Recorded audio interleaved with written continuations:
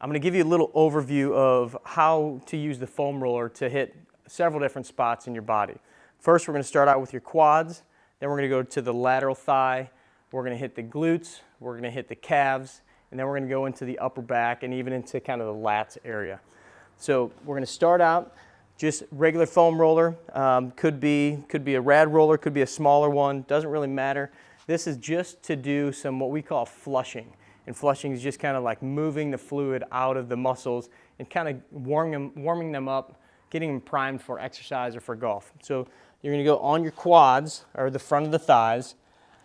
And anytime you're doing the flushing technique, you're just going to roll back and forth just a few times. I'd say 5 to 10 times or so in a nice, comfortable fashion. You know, nice, slow tempo. You don't want it to be fast. Doesn't have to be super slow. If you find a tender spot, you can kind of work into it a little bit, but we're not going to go through a whole lot of the trigger point release or anything like that. This is more just a general flushing of the legs and the body. So next, I'm going to have you roll kind of onto the side of the thigh, or what we would call the IT band.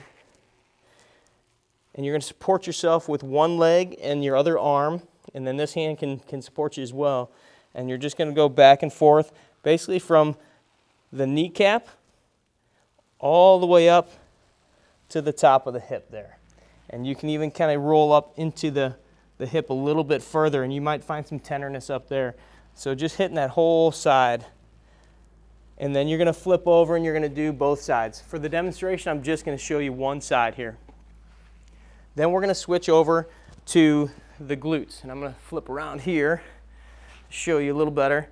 You're going to go right on your cheek, just rolling back and forth. See if you get any real tenderness there. And if that's not too bad, then you're going to cross your leg.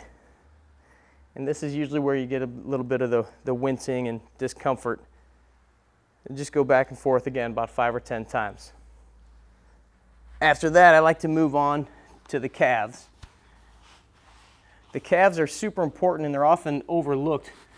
But if you think about how much you walk on a golf course, your calves, your ankles do a lot of the work. So we want to make sure that we take care of them. So you're just going to start out by going back and forth. This one can be a little challenging on the shoulders, but if you do both of them at the same time, it's a little bit easier. And then I want you to turn your toes outward. Try that a couple of times. Turn the toes in. Try that a couple of times. If that's not too bad, then I want you to go ahead and cross one leg over the other, and you do the same. This is going to be a little bit more intense. There's a lot more pressure there.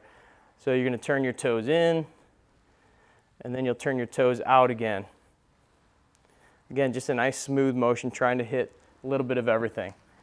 Then we're going to roll it back to where it's under your upper back, kind of the thoracic area, right by the shoulder blades.